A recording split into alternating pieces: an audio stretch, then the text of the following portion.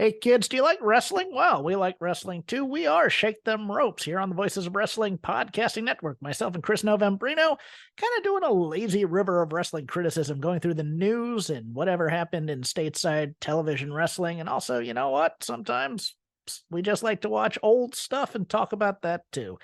Love for you to give us a listen. If you haven't already, we are Shake Them Ropes here on the Voices of Wrestling Podcasting Network.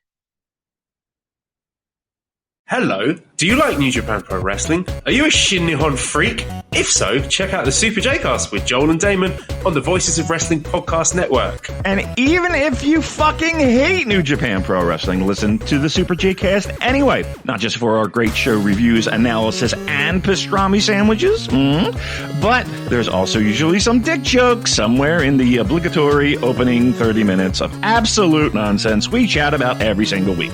That's the Super J-Cast for all the best talk about New Japan Pro Wrestling, crisps, and pornography. The new Chevy Silverado HD puts you in command. Own strength with its enhanced available Duramax 6.6-liter turbo diesel V8. Own the lake with its available advanced towing technology. And own technology with an available 13.4-inch diagonal touchscreen. The new Chevy Silverado HD. Own work, own play, own life. Learn more at Chevy.com. Find new roads. Chevrolet. This podcast is a member of the Voices of Wrestling Podcasting Network. Visit voicesofwrestling.com to hear the rest of our great podcasts, as well as show reviews, columns, opinions, and updates across the world of wrestling.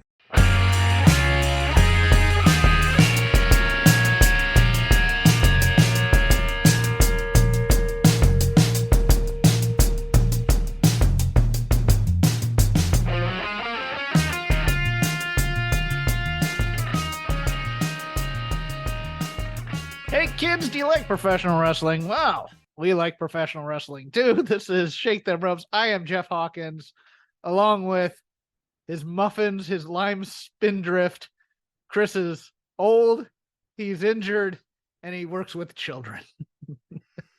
Chris Novembrino. Hi, Chris.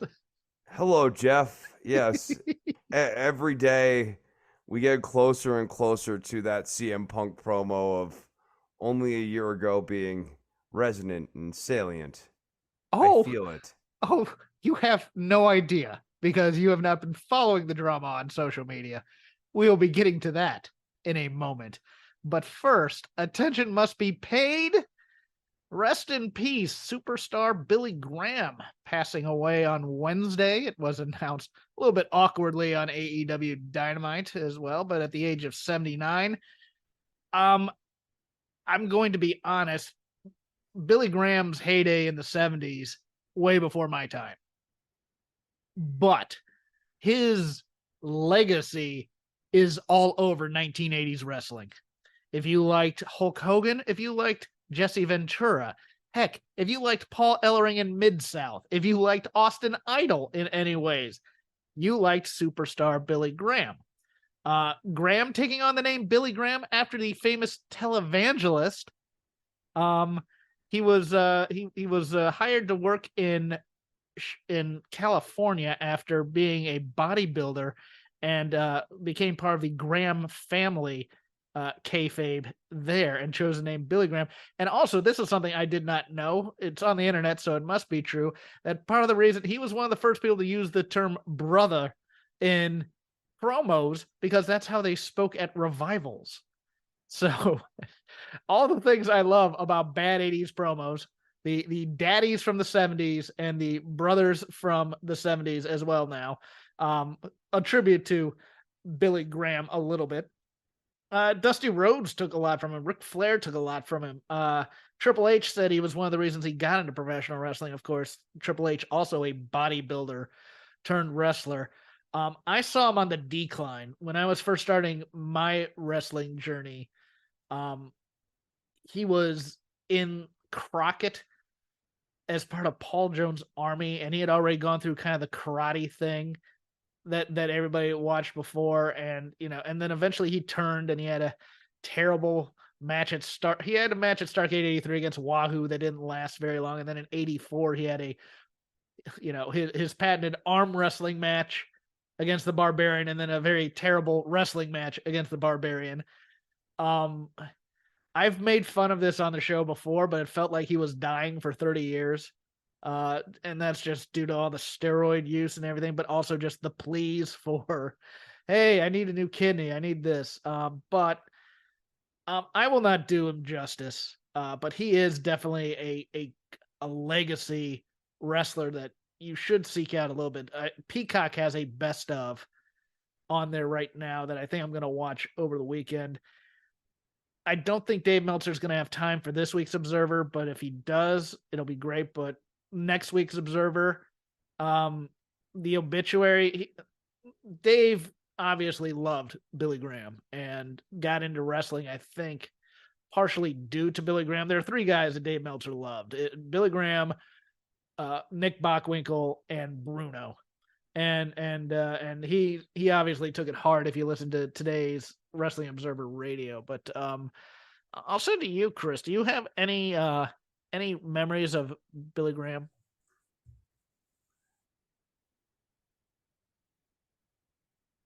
Chris? Jeff, sorry, you broke up there a little bit there. But do I have any memories of Billy Graham? Yes. Yes. That's what I thought. I just wasn't sure if you were done asking the question.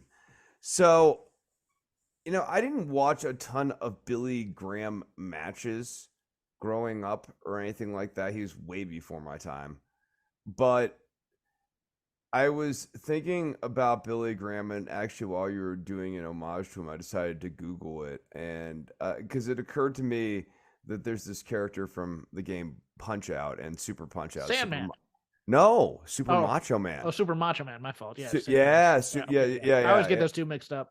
Yeah, Super Macho Man's basically kind of modeled after Billy Graham. I mean, yeah, the names are, kind of like, mishmash of like Macho Man, Randy Savage, and other things. But like the look of Super Macho Man's basically straight out of Billy Graham. He is the like archetypal 80s power guy heel sort of character. And as you said, yes, like Hogan took a lot of cues off of Billy Graham. The 24-inch pythons directly from superstar Billy Graham.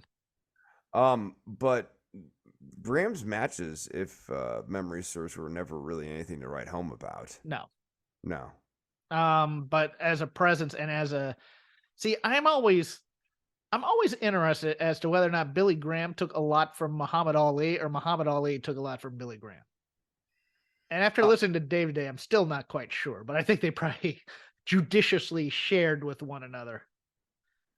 But really, one of the first to do those types of promos was Billy Graham. And I think that's his enduring legacy, in addition to the look, was his, to quote Dusty Rhodes, his rap daddy. He'd come out, I'm the Tower of Power, too sweet to be sour. The biggest arms that do the most harms. All the rhymes from the 70s and whatnot. But yeah, he was around when I first started watching wrestling in Crockett, and they went back to WWF to try and wrestle, and his hip just wouldn't go for him. And he was managing Morocco for a while, which is an interesting combination when you think about it, especially given that both really got on the juice hard at one time. But as a personality, definitely one that was liberally stolen from as the years went on. As a wrestler, if I told you to go back and watch his matches, I think in a modern, what would be the match to watch? There were some Madison Square Garden matches. I think probably one against Bruno. I think I couldn't tell you his catalog right off the hand. I just know I've watched footage I from know. it. I've seen footage of him, and I've been like, I've seen enough of Billy Graham to never be intrigued in seeing more Billy Graham matches. And I've seen a lot of his promos. He's definitely a presence on the microphone. Yes. Yeah, his matches were really just there. Right. In other news, upfronts this week for Warner Brothers Discovery, where it was announced officially that on Saturday night, starting on Oh God, I'm getting the date. No, yeah, it's June 17th. 2 hours live on Saturday. AEW Collision. Included on this roster, Thunder Rosa, Andrade El Idolo, Miro, FTR in the promotional materials, Hobbs in the promotional materials. Missing one CM Punk, who was apparently the night before taken out of all promotional materials, although one accidentally leaked out there. Reported by Fightful on Wednesday that there had been an issue, and it possibly revolved around Ace Steel. Chris Jericho suggesting that possibly Ace Steel be brought back on. Now it gets more interesting. Apparently, Brian Alvarez then tweets, yes, there's something definitely to this Punk stuff. Punk starts tweeting out, or not tweeting, on Instagramming stories with Dr. Manhattan sitting on Mars saying how sick he is of all this, and then starts going in on Brian Alvarez over a beef from 2006 about him dating Maria Kanellis. It gets better. Today, Fightful Select reporting Ace Steel has actually been employed by AEW for a few months now, quote unquote, as part of the creative team, but is not on the road so as not to upset anybody in the locker room. But he does, he is contributing to the creative team. Chris, this whole thing's a mess and just so much drama. Now nobody really knows what his status is. Is he pulling a Dax here and everybody's trying to work a little so that when he shows up, oh my God, it's a surprise. Look at that. I'm going to quote my improv partner and friend Brian O'Connell, former guest of the show. I want to get his wording exactly correct. I saw earlier, and Jeff, I am so tired of a man who refuses to be happy with money, fame, a great wife, and an awesome dog. So very tired. And I can't say I disagree with him. Chris, your thoughts? I am baffled how Ace Steel is still employed by the company in the wake of all the reporting around what happened in the locker room. It seems impossible to keep him under employ. I agree. I am shocked here at reporting from, I know Sean Ross Sapp has sources, and I know he talks to a lot of people. But on Wednesday, the locker room is all abuzz about it, and the possibility that that the sticking point here is Ace Steel, and Chris Jericho, was supposedly saying, hey, you know what, we should bring him on as solidarity, and he can be over there working with Punk, and we'll be over here, working on Dynamite, and we'll all be happy campers. And then the next day, it comes out, oh, by the way, he's already been employed for the past few months. That just blows my damn mind. It blows my mind mostly. It makes you wonder how much of that was news to people working inside the company. Yes, it is. How Tony must run a tight ship when it comes to Tony. That's what I'm thinking. I hope he's not working the boys. I really hope he's not. But yeah, I tend to think Collision needs CM Punk. Look, this show on Saturday is going to get hammered. I don't understand why they need it to be live, but I get it because everybody goes, oh, live contact, that's it. But they're going to be going up against college football. They're going to be going up against the UFC almost every week. And this isn't the 1980s where there was absolutely nothing going on in the corridor between DC and Atlanta on Saturday afternoons around 5 or 6 o'clock p.m. Oh, it's just a different cable is consumer market, right? Yes. I was looking at ratings actually for the major news networks this week, and they're down across the board, and that's just part of like a really long, like kind of like long 5-year arcing trend of just less viewership of television. It's really, really, really hard to make something that breaks through. But you know what does? College football. Well, yeah, but like college football's college football. Like football's football. Football always does good ratings. Yeah, but I mean, in our day and even like the last 20 years or so, it's really been because you can find a good college game at any time of day across a bevy of networks. And it didn't used to be like that. Like I really didn't get into college football until I got into college, to be honest, because I mean it was on, but it was always like, you'd have it on TBS, and I didn't have a real rooting interest. And you'd find it occasionally on CBS and NBC where I lived, but I also didn't have cable. But now with everybody has ESPN now, and ESPN has 3 channels running, 4 if you include like the ones just for the league, because the leagues now have their own, or the conferences now have their own channels where they show football games, and they have games all day and through most of the night. And heck, you can turn on at 8 p.m. Pacific and go watch Hawaii up until midnight if you want. I mean, it is on all day.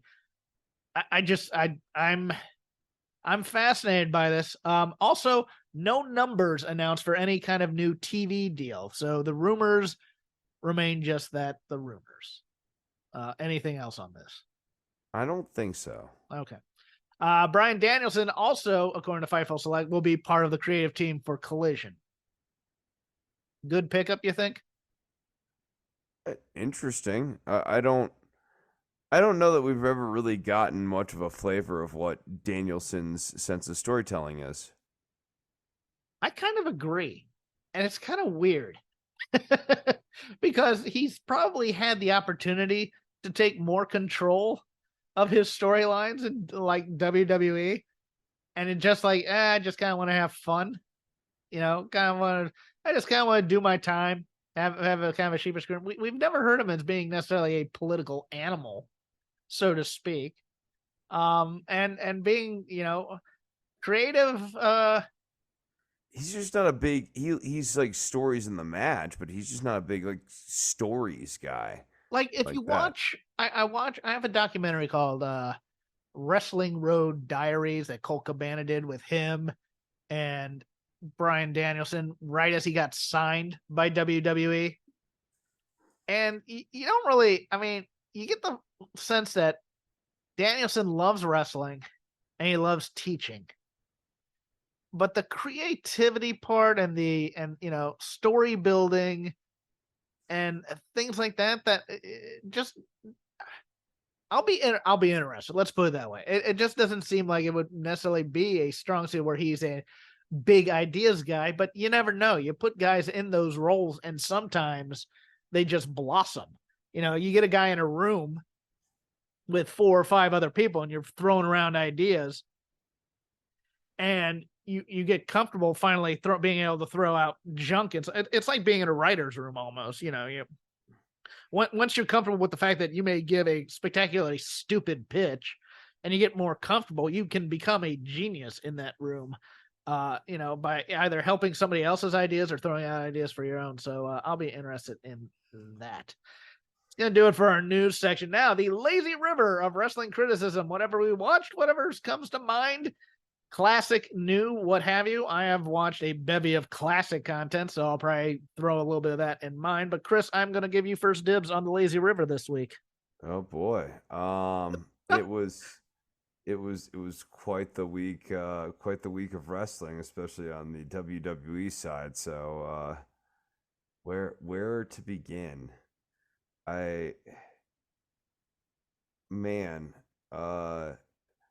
The only good thing on NXT was the Creeds versus the Dyad.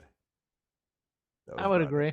That was about it. Like the Dyad's killing themselves, even though they don't want to be at that company anymore. I know. And I'm glad they do for the Creeds, because like it gives us a good match. Nathan Frazier, Dragon Lee, and Noam Dar was cringe-inducing. It was absolutely atrocious. Supernova sessions, all of it. Yeah. I understand the trolling nature of the show. It was never my thing on NXT UK. I think you liked it more than I thought. It was much better on NXT UK, but like that's also because Dar like Shaw Samuel too. Yeah, he had Shaw Samuel and a lot more creativity, like with what the segments are.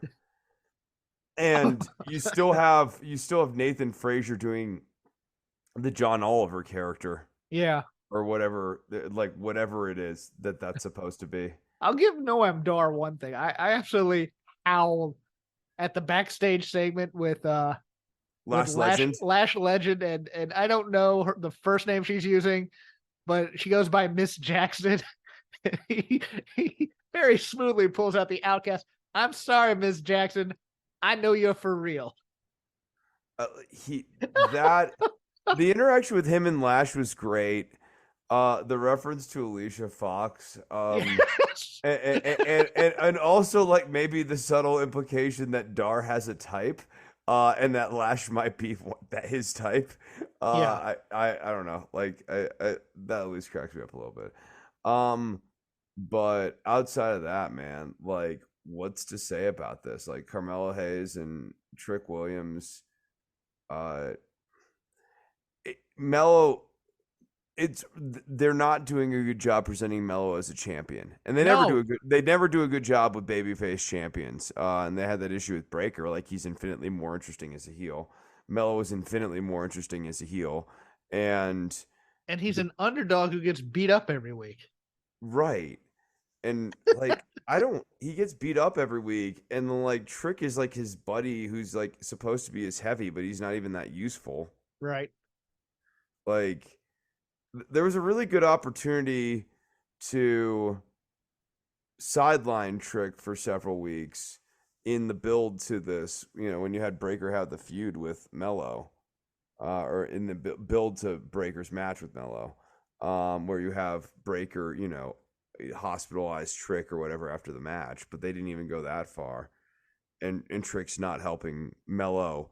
He doesn't help Mello in build sympathy in any way. It's like not even like they're not even like the New Age Outlaws or something like that, where like, if you beat up Billy or if you beat up Road Dogg, then Billy Gunn would really have to fight on behalf of Road Dogg or something like that. He's like, a cocky, smack-talking babyface who gets his ass beat. Who's gonna get behind that? Like, and at the end of the day, Trick Williams' name is Trick. Like, there's just limits to how much of a babyface this guy can be. What are you saying? Cheap Trick weren't baby faces? Come on. I mean, Cheap Trick Williams. Although I only have two bad quick notes on NXT. I remain fascinated by Thea Hale Thespian. After she lost that match, just the disappointed look on her face with Professor Duke Hudson. And then, of course, JC Jane licking Roxanne Perez's head mid-match. I'm just like, I like her. I hate this story with Gigi. No offense to Gigi, but it's just, yeah. I mean, everything on here seems, and there was one match, I forgot what it was, but it was like almost like midway through the match, it felt like they just started going in slow motion so that they could get all the moves correct, and you're like almost watching a training film of wrestling. Was that Stratton and Dolan? It might have been Stratton and Dolan, yeah. Yeah, like because I don't remember that one being very strong. I thought it was a men's match, and I can't remember what it was. It might have actually been the dyad match for a very short time, where it's like, okay, we have to slow this down because the creeds aren't quite up to it yet, kind of a thing. But I mean, I enjoyed that match. I mean, the creeds are always enjoyable. So, but the angle building on here, especially your boy Von Wagner. Every week he just gets better and better. I don't know what you're talking about. I mean, he stood up for Mr. Stone this week. Characterization. I'll put over one good thing I really liked in WWE this week, and that was the announcement of Roman Reigns and Solo Sikoa going after the tag titles. I thought that was really, really well done, especially the end where they dedicated to the greatest team in WWE history, Alpha and Sika. Look, I agree with most people that the Bloodline story is a little bit played, and I don't think it's as interesting once you get into the internal struggles between the four Samoans in there. but Roman killed it on that promo. Absolutely killed it on that promo and makes this material rise above what it really is, in my opinion. And also Paul Heyman going around cutting deals with Imperium and with the Judgment Day and just being sneaky and conniving. I really like that too. But, I understand people's criticism, but I really liked the work that they did with the Bloodline this week. I actually generally agree with you on the SmackDown promo. This act is long in the tooth. I will also agree with you on the Paul Heyman going and connecting other heel factions potentially to Roman and Solo, so that at some point the Usos can be turned on, and they'll be turned on by like one of these heel factions who will be the new people aligned with Roman. It is certainly a way of getting the Usos out of this storyline and at least doing something different with them. But I still think that some of the fundamental problems of the storyline remain. Yeah. Despite as you said, like Roman rises above weak material here, which, is impressive. And certainly, as when you kind of sum up his career, he does that routinely throughout this storyline. He's doing it again this year here, but I can applaud some of these moves, but still not be interested in the slightest in this storyline, and that's where I'm at. Understood. Your turn, sir. Let's continue, I guess, on Raw. Man, I'm trying to see what is worth talking about on Raw. Not much. Not much. No, I am just going match by match and scanning through here, and I'm like, jeez Louise. I'll throw out something and I'll ask you if was you there don't something mind. on Raw you liked? Let me ask you that. There's stuff I found interesting. I find it interesting that both Sammy and Kevin are going to Saudi Arabia in addition to Ali, and that Ali is going to be sacrificed to Gunther in Saudi Arabia. No, I thought that was an interesting move. That is such a although that just reeks of, where's Ali from? Screw it, we'll have him job in the Middle East. Didn't they let him win in Chicago? So maybe they've got his hometown confused. Yes, they did. So, dude, I guess I can't even say the Seth Rollins promo was good. I'm looking at I'm just rereading everything that was on this card. I'm like, the Seth Rollins promo, he's still so hammy. I don't get the point of this ostentatious character. And that sounds like a weird thing to say in the world of professional wrestling, but Seth Rollins manages to get me to do it.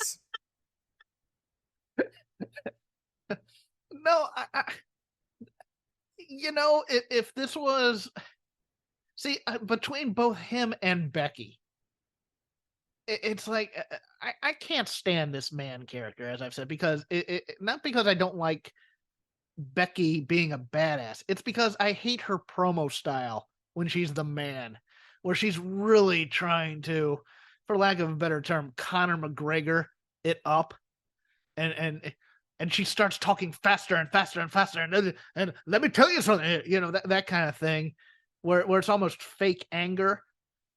But Seth Rollins is almost going out there and doing an instructional manual for all other WWE employees on how to survive in Vince McMahon's WWE. There's no rhyme or reason to him being hammy. He just wants to be eccentric and be a bad sketch comedian and dress in whatever clothes he finds at a thrift store in whatever town. He has a signature laugh, as all great characters do. Yes, the snidely whiplash, evil mustache twirling laugh from the babyface. He wants to be the Joker, I think. I think honestly this is think. more the Penguin. Well, yes, the Burgess Meredith. but no, I mean, I think he wants to be the what's, I can't remember the actor's name for some reason. I blanked Heath on it. Ledger. No. The Jared Joker, Leto? the film, the adult version. Jared Leto. No. It wasn't Jared Leto. No, not Jared. No, the Jared Leto. Version. Joaquin Phoenix. Joaquin Phoenix. Thank you. No, the Jared Leto version is one that we should forget and never talk of it ever again. One of the single worst characterizations ever. Just a guy actor who just did not get the character at all, given his instincts. But he used to like send like pigs' heads to cast members as a joke, because I'm getting in character. Look at me, and you're just like, dude, just act, you fool. I'm gonna turn it over to AEW. And it's something I'm still questioning, even after doing a podcast on the show last night. And that is, what was the point of this entire Jungle Boy story last night? I thought the story going in to Double or Nothing would be 4 pillars, all built up, all going in on hot win streaks, and any one of them could take the title from them. But it looks like they've kind of did a double turn last night, with Sammy being a babyface in Austin and Jungle Boy. Well, I'll get to this and get to my logic in a moment. But Jungle Boy gets beat down by Roosh for 98% of this match. Grabs the tights for a win. I love Mondays. And yes, I'm being 100% serious. Why? It's because I'm a Dunkin' Rewards member. And Mondays are better with Dunkin' Rewards. Every Monday this month, Rewards members get a free medium hot or iced coffee with any purchase. Not a member? Join on the Dunkin' app and never miss a deal like this. Dunkin' Rewards. Save them, stack them, use them how you want. America runs on Dunkin'. Limit 1 per member per Monday. Additional charges and terms may apply. Participation may vary. Limited time offer. How sympathetic are we making this Jungle Boy going in where he should be a babyface? It's obvious to me that they're going to turn him in the match. Or at least they're trying to make that obvious, and they're now going to do a swerve where he doesn't turn and Sammy just reverts back to being a jerk. That's going to suck. But if you're going to turn Jungle Boy, you don't want to tip your hand. And to me, you kind of have to go against the grain of the story here. And if that was going to happen, you tell the story then that Darby had a relatively easy match in the tag match against the former Firm. I forget the other Big Bill and Lee Moriarty. And Big Bill's great. Big Bill should be the giant they push, not Wardlow or Hobbs. No offense to either of them. Those two should be a tag team with a guy who can talk and just kill the tag team division. But Big Bill has personality, and Big Bill is pretty damn good as a giant, I think. But nevertheless. So they have an easy night. Sammy goes in there against Exodus Prime. He also has an easy night. 30 seconds, yes. And then Jungle Boy has to go in against a former ROH champion, gets the brakes beaten off of him. And if he's going to turn heel, I think he should have lost here. Oh, I'll go another way. I think he should have, if he's going to turn heel, I think he should have cheated really early in the match and gotten a surprise win. Okay. I could take that too. Yeah, like 2 minutes into the match, he hits Roosh with a low blow while like Jose, the assistant, is talking to the ref or something like that and rolls up Roosh. Oh, so you'd go even stronger into it. I was trying to make it more of a surprise when he actually turns in the match, because he's so bitter about how this whole thing, it's like, these guys had it easy all night long and you put me in there with this guy. And good Lord, that match. Roosh gave him nothing. It was almost not selling for anything Jungle Boy was doing too. I mean, this was the Roosh we were worried about when he got signed. But I just think if you're going to turn him heel, you make it more of a surprise in the course of the match, as opposed to, oh, see, he grabbed the tights and still eked out the win. So he's starting to learn how to cheat. He's starting to learn what Max is telling him, all these other things. Well, my only thing is I want them to, if you're going to do it before the match, full commit to it. Don't do any of this. Sense? Yeah, Okay. yeah, just full commit to it, because what I'm worried about is what you're talking about, where they will have this moment where, yeah, Jack Perry totally cheated to win here, and we never revisit it. Yeah. No, Like, I'm like they get worried cold, about they get that cold. too. Yeah, they get cold feet during the match. Think, oh, let's not turn Jungle Boy. Yeah, I just it was one of those things where it's like I think they kind of blew the storytelling, to be honest with you. In a I don't lot know. of ways. I mean, I don't know. I mean, I think they did a nice job including Christian last week. I think maybe Yeah. that was actually that was a nice little seed that now we can see into the second week here. Huh. Interesting. No, my mind hasn't been made up, because I mean I went full on. I was kind of mad at this whole thing, because I was just like, well, I thought, you know, Sammy should have been cocky heel this entire time, as opposed to, well, I respect you type of a thing. While Jungle Boy was getting played up as one of two possibilities to win this with Darby, and then Darby started getting hot. They cooled him off. They absolutely, again, not to bring this up again, but killing Jack Perry with the you're part of that California clique that got signed because your daddy or whatever. I mean, this match is not hot going in. Let's put it that way. No, I agree. I mean, in particular, it's not hot going in because you do not think for a second that any of these three guys is going to win the title off of MJF. Exactly. And absent that, and absent a credible threat to MJF's title reign ending, the only intrigue here would be, will Jungle Boy turn heel? And that, at this point, they've more or less done so much legwork in that direction that if they don't just complete that story, it'll be unsatisfying. But that's not going to be a big surprise either. Right. Your turn, sir. Man,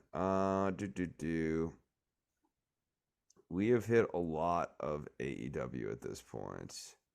We only hit one thing. Well, have we? Oh, I thought we did. No, you talked about Orange hit the Cassidy. pillars.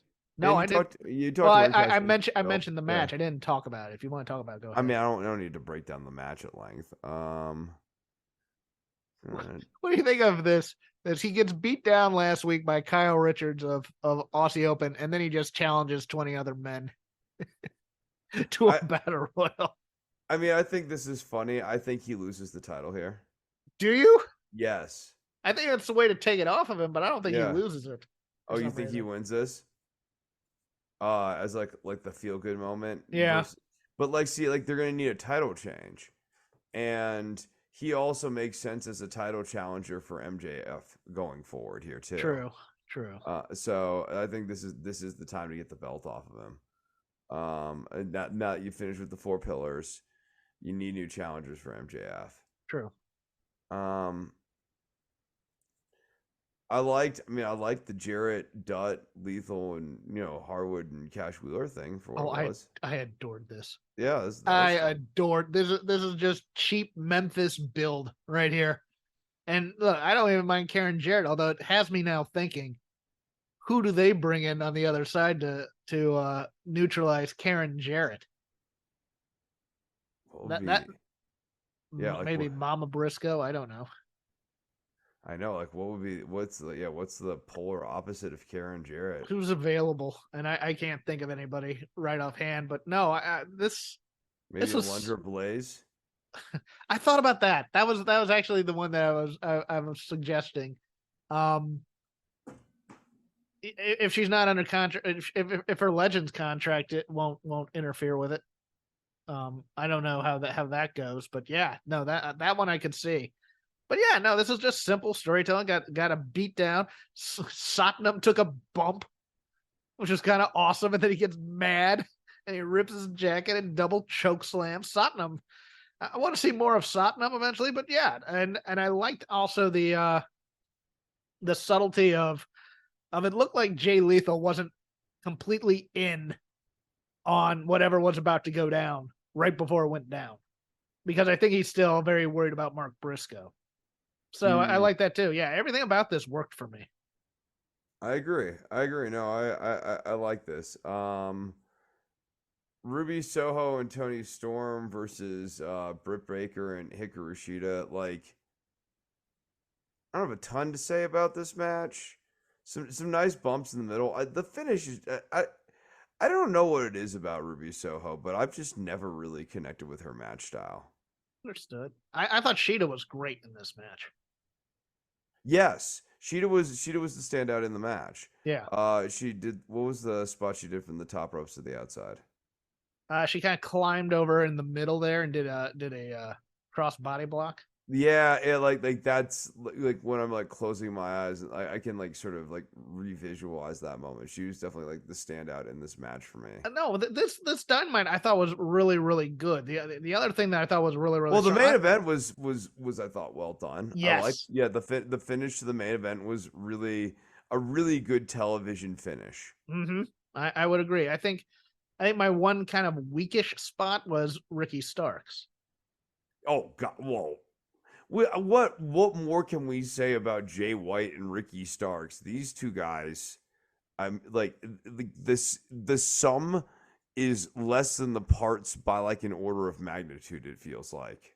You know, the crowd was hot, and the crowd wanted Ricky Starks to win that match because hometown guy, you know, hometown babyface type thing. But let's see, like you and Ruby, Ricky Starks and I don't connect at all. As a babyface, I love Ricky Starks as a heel. I think he's a phenomenal heel. And as a babyface, he's very and this is gonna come off as an insult, but I don't mean it as such. He's very NXT-ish as a babyface to me, because it doesn't move, poses, doesn't move, poses, doesn't move. You know, that kind of thing. He always knows where the hard cam is, because he's always looking into it and smiling in some way. And I didn't like the ending of that match. I just thought it was dumb. I understand they're trying to protect Jay White. Why though? Like, then why are these guys having a feud? Yes. This is supposed to be Stark's rehab feud. Yes. Unless but this they're is gonna supposed beat to be him. Yeah, they're gonna beat him. Oh, I know. Oh, I know. They're going to, even though they need strong baby faces right now. I mean, Jay White's. What is Jay White's ceiling is an interesting question, as well. A lot of people think he's a world champion material. I'm not there yet. I understand he's a good wrestler. I don't see what the pathway Yeah. is to there with MJF at the top of the company. Roddy Strong and Chris Jericho was awesome too. I liked that match. That was did. fun. I mean, I was not expecting to get into that match. I got into that match. I got a little frightened for Chris Jericho in that stairwell, but then I saw the ledge. I was like, oh, okay, there's a ledge there. Yeah, and they were smacking the crap out of each other, and that was some. And even the Jay White Ricky Starks match, they started just laying in those chops. I mean, it was a hard hitting night of AEW wrestling. It was a lot of fun, I thought. I'm gonna be interested to see they do this. You know what I want to say? The usage of the Hangman like re-debut with the Elite, that was a really good timing of that. I thought. Yeah, yes. I thought that they waited for that. They kept their powder dry on that. They finally did it. It was good. It kind of questionable in terms of building to a match that's in like 2 weeks or something like that. Well, they announced the Anarchy in the Arena match, and I thought that was a nice way to do that. But next week needs to be all hard sell. Right. And the only match I know that's announced for next week is for some reason they're doing the Lucha Brothers versus Blackpool Combat Club for the Ring of Honor Tag Championships. When it's like, why are we? No, you can defend the Ring of Honor Tag Championships anytime you like, but the hard sell on the go home show needs to be hard selling on the go home show for the pay-per-view. it baffles me sometimes, Chris, the I logic. mean, I would fake out book that and just be like, oh, it was supposed to be that. And then you have like, I don't know, the elite come out and basically, Yes, that's what's going to happen. I think you're Yeah. exactly right on that. yeah. So I want to take an opportunity and mention some historical stuff that I was watching this week. I had never seen Jim Cornette's debut in Memphis. And it's funny because he debuts at a time where both Jimmy Hart and James J. Dillon are managers in Memphis. And he's been an in-ring photographer the whole time. And he comes in and he's doing, he is being genuine here, and he's playing it straight with Lance Russell. And Jerry Lawler comes out and humiliates him. And it's an awesome villain origin story, because then the next week, Cornette comes out and he goes, I'm very upset with what Jerry Lawler did to me, and I've marked him off my list of people I want to manage. And he's watching it's funny because when he debuts, he's watching a Bobby Eaton match of all things. And of course later, but the next week he comes out, he wants to sign Bill Dundee, and Bill Dundee goes, "Oh, I was your second choice." And then Dundee and Lawler both proceed to humiliate him again. I'm just like, this is such a great origin story for a heel. And something else I did not know: the first person that Jim Cornette ever announced as managing was Sherry Martel. And I was like, oh, that's an interesting combo right there, because this was when Sherry, of course, was still a full-time wrestler. But awesome to see. And I also rewatched, just for giggles, that battle royal from Slamboree '98, where it's 25 years to the day today that Dean Malenko dressed up as Cyclope, get the word right there, Hawkins, to then fight Jericho at the end. Oh yeah, that's right. And dude, when Jericho, this is when Jericho was making fun of the death of Malenko's father. The fire that Malenko has in his offense there, if he had that every time, I mean, he could have been a killer babyface so often. But he was always playing the cool, calm, collective one. And this crowd, this is still when WCW crowds were still able to pop for cruiserweights and stuff. This crowd went nuts for it. It was such a great moment. I remember it, but with so much current content, you rarely go back and watch a lot of old stuff unless you're me. You're tired of NXT. But man, that was such a just watching him fire up like a baby and fire up the crowd. I just go, God, Dean Malenko, so awesome in that program. Your turn, sir. Man, if you have anything. I'm trying to see if I've got anything else here.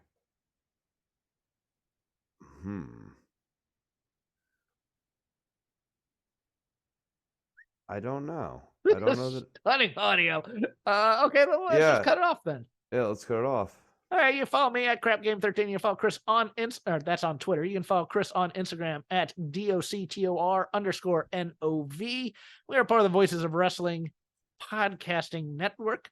I also do a show over on Fight Game Media, patreon.com/Fight Game Media for $5 a month. It's called The Dynamite Show. Myself and Paul Ace Fontaine thoroughly deconstruct the night's Dynamite. We go on the air about 15 minutes afterwards, or at least we record, and then it releases in about an hour after Dynamite is over with. You can find that once again at patreon.com/Fight Game Media. Chris has other interests as well. He'd like to plug them now. Oh yeah, so I'll be doing a Jimi Hendrix summer camp this summer on June 17th. It'll be on that Friday, every Friday starting on June 17th. So like June 17th, and then 7 days after that, and then 7 days after that, and 7 days after that. If you're interested in attending, hit me up on the Instagram at Dr_Nove. And I also teach guitar lessons. If you're interested in guitar lessons this summer, hit me up. We can get you set up with some guitar lessons. See you next week, kids. Hey everybody, my name is Jesse Collins, and I want to tell you all about my show, The Gentleman's Wrestling Podcast, here on the Voices of Wrestling Podcast Network. On the Gentleman's Wrestling Podcast, we do a thorough analysis on the biggest issues and trends within the pro wrestling industry. We talk a lot about pro wrestling media, we talk a lot about fan culture and wrestling's place within general pop culture, and we talk about the broader influences that are shaping the way we discuss and analyze the pro wrestling industry. We've had some of the brightest minds in the pro wrestling intelligentsia on the show, including WrestleNomics host Brandon Thurston, both Rich Craich and Joe Lanza from the Flagship Wrestling Podcast, Trevor Dame from the Through the Years podcast, and a whole lot more. This isn't a show for hot takes. It's not a show recapping the latest episode of television. This is a show focusing on the biggest topics in pro wrestling and doing a deep dive on the real stories behind the surface level analysis you might find elsewhere. The Gentleman's Wrestling Podcast is available wherever you get your podcasts, and we'd really appreciate it if you gave us a try. Thanks. Hey kids, do you like wrestling? Well, we like wrestling too. We are Shake Them Ropes here on the Voices of Wrestling Podcasting Network. Myself and Chris Novembrino kind of doing a lazy river of wrestling criticism, going through the news and whatever happened in stateside television wrestling. And also, you know what? Sometimes we just like to watch old stuff and talk about that too. Love for you to give us a listen. If you haven't already, we are Shake Them Ropes here on the Voices of Wrestling Podcasting Network. When you download the Kroger app, you have easy access to savings every day. Shop weekly sales and get personalized coupons to get the most value out of every trip, every time, whether you shop in-store or online. Download the Kroger app now to save big. Kroger, fresh for everyone. Must have a digital account to redeem offers. Restrictions may apply. See site for details. Save big on your favorites with the Buy 5 or More, Save $1 each sale. Simply buy 5 or more participating items and save $1 each with your card. Kroger, fresh for everyone.